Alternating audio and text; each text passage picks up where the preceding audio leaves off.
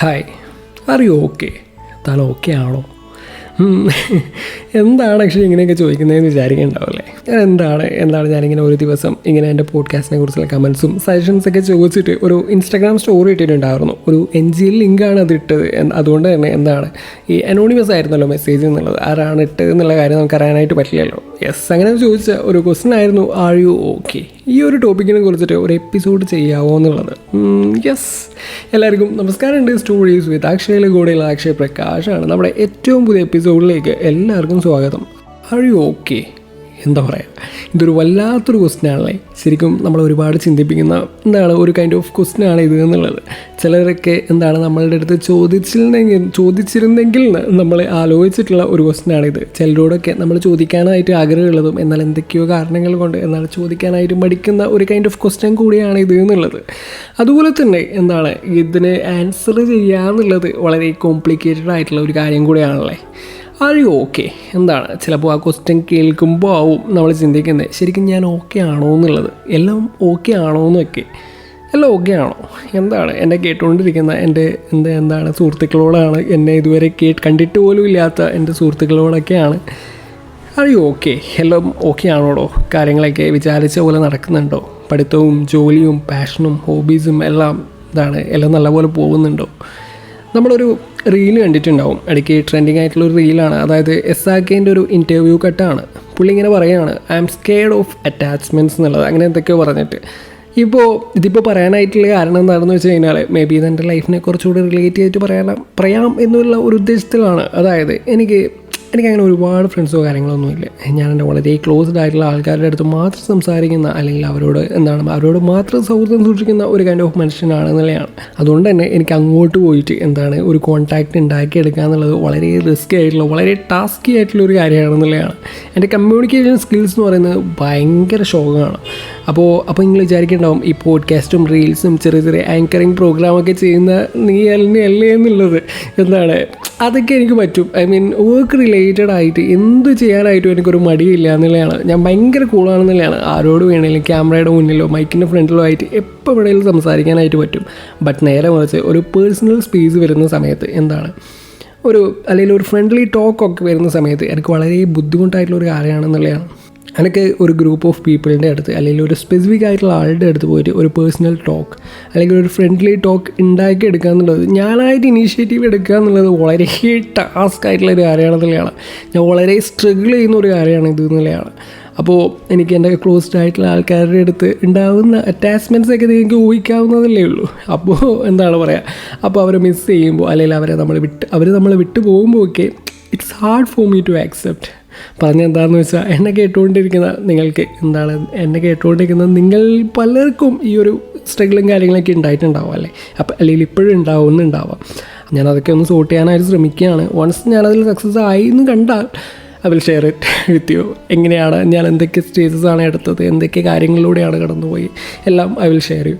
പറഞ്ഞു വന്നത് അറ്റാച്ച്മെൻറ്റ്സിനെ കുറിച്ചിട്ടാണല്ലോ. അതിനു മുന്നേ നമ്മൾ വിചാരിച്ചു വെച്ചേക്കുന്ന ഒരു കാര്യമാണ് we all wanted to be nice with everyone എന്നുള്ളതാണ്. എല്ലാവരും ആയിട്ടും നൈസ് ആറ്റിറ്റ്യൂഡായിരിക്കണം, നല്ല ആറ്റിറ്റ്യൂഡ് കീപ്പ് ചെയ്യണം, നല്ലപോലെ ബിഹേവ് ചെയ്യണം എന്നൊക്കെയാണ് നമ്മൾ വിചാരിച്ചു വെച്ചേക്കുന്നത് എന്നുള്ളത്.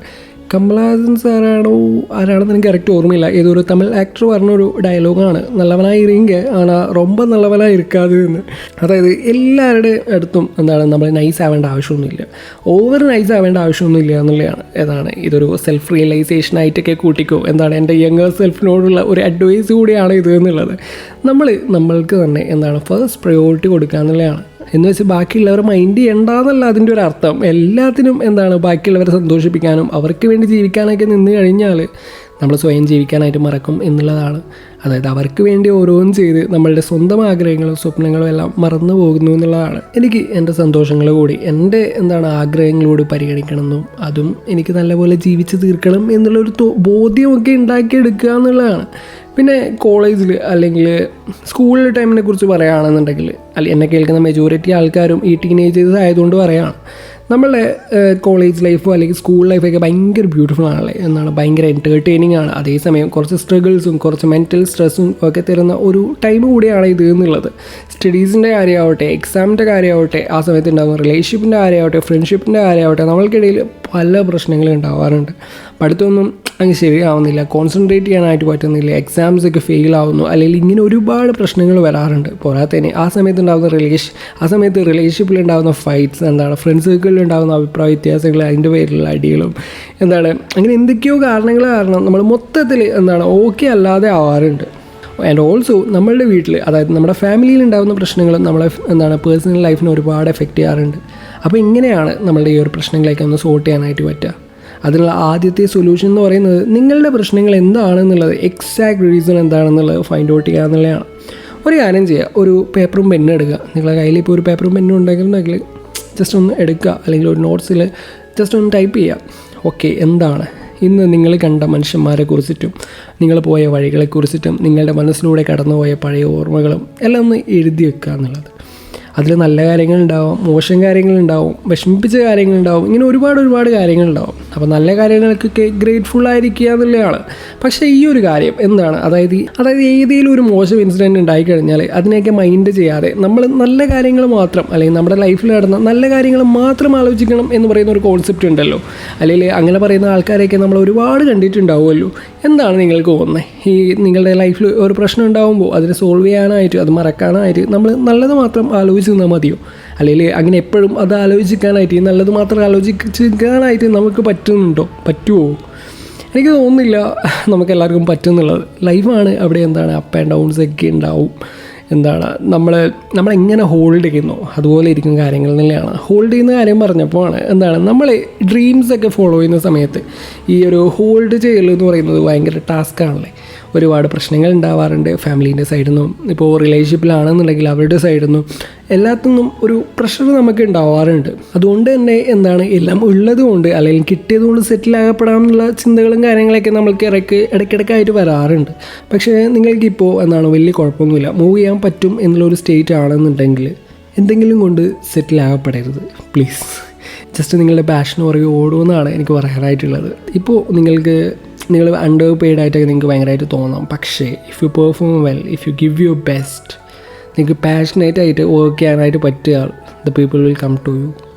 ഇതിൽ ഞാൻ കറൻ്റ്ലി വർക്ക് ചെയ്യുന്ന എൻ്റെ കമ്പനി, അവരോട് ഞാൻ ഭയങ്കര ഗ്രേറ്റ്ഫുൾ ആണെന്നുള്ളതാണ്. ഒരു എക്സ്പീരിയൻസ് പോലും ഇല്ലാത്ത തന്നെ അവിടേക്ക് അവരെടുത്തു എന്നുള്ളതാണ്. അത് തന്നെ ഒരു വലിയൊരു കാര്യമാണല്ലോ. ആൻഡ് എന്നെ ട്രസ്റ്റ് ചെയ്ത് ഇത്രയും റെസ്പോൺസിബിലിറ്റീസും കാര്യങ്ങളൊക്കെ ഏൽപ്പിക്കുമ്പോൾ I should give them my best അല്ലേ. അപ്പോൾ എന്തായാലും അതൊക്കെ കരിയർ പാർട്ടൊക്കെ ഇപ്പോൾ കറൻ്റ്ലി എല്ലാം ആഗ്രഹിക്കുന്ന കാര്യങ്ങളിലേക്കൊക്കെ എത്തിപ്പെടാനായിട്ട് പറ്റുന്നുണ്ട്. ഇത്രയും സ്ട്രെസ്സൊക്കെ കഴിഞ്ഞാലോ, ഇത്രയും സ്ട്രഗിൾസൊക്കെ കഴിഞ്ഞാലോ ഒന്നും ആവുന്നില്ലല്ലോ എന്നുള്ള ആ ഒരു തോട്ട്സും ആ ഒരു മൊമെൻറ്റ്സൊക്കെ കഴിഞ്ഞാലും കറൻ്റ്ലി എത്തി നിൽക്കുന്ന ഒരു സ്പോട്ട് ഉണ്ടല്ലോ, അതൊരിക്കലും ഒരു എൻഡിങ് അല്ല. ഇനി ഒരുപാട് പോകാനുണ്ട്, ഇനി ഒരുപാട് ദൂരം ബാക്കിയുണ്ട് എന്നുള്ളതിന് അതിന് വേണ്ടിയിട്ട് ഒരു മോട്ടിവേഷൻ കൂടി ആയിരിക്കും അത് എന്നുള്ളതാണ്. അപ്പോൾ എന്തായാലും എൻ്റെ ആ ഒരു ന്യൂ ജോബ് അനൗൺസ്മെൻറ്റ് കൂടി ഈ പോഡ്കാസ്റ്റിലൂടെ നടത്തിയേക്കാണ്. യെസ്, അതായത് എൻ്റെ ഇനിയുള്ള കാലം എന്ന് വെച്ച് കഴിഞ്ഞാൽ ഇവിടെ മാറ്റിൻ്റെ മെയിൻ ഓഫീസിലാണ് ഞാൻ ഇനി വർക്ക് ചെയ്യാനായിട്ട് പോകുന്നത്. അപ്പോൾ അതും കൂടി ഞാനിങ്ങനെ അറിയിക്കുകയാണ്. സോ യെസ്, ഹോൾഡ് ചെയ്യാൻ പറ്റുകയാണെന്നെങ്കിൽ ഹോൾഡ് ചെയ്യണം, എല്ലാം സെറ്റ് ആവുന്നില്ലാണ്. അതിനുള്ളൊരു എക്സാമ്പിളാണ് ഞാനിപ്പോൾ പറഞ്ഞതെന്നുള്ളത്. പറഞ്ഞു വന്നേ ആർ യു ഓക്കെ എന്നുള്ളതാണല്ലോ.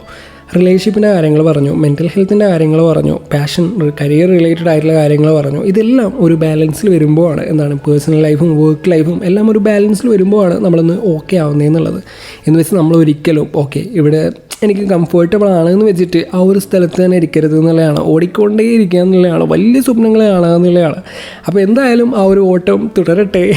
ഇടയ്ക്കിടെ ചെക്ക് പോയിൻറ്റ്സ് വരും, ആ സമയത്ത് ഒന്ന് തിരിഞ്ഞു നോക്കുക എന്നുള്ളതാണ്.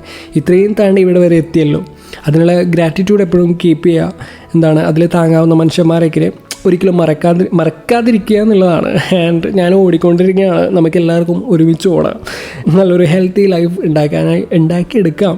അപ്പോൾ കേട്ടുകൊണ്ടിരിക്കുന്നത് സ്റ്റോറീസ് വിത്ത് അക്ഷയാണ്, കൂടെയുള്ള അക്ഷയ് പ്രകാശാണ്. അപ്പോൾ പുതിയ എപ്പിസോഡിൽ പുതിയൊരു വിശേഷങ്ങളും കാര്യങ്ങളൊക്കെ ആയിട്ട് വീണ്ടും കാണാം. ടാറ്റാ, ബൈ.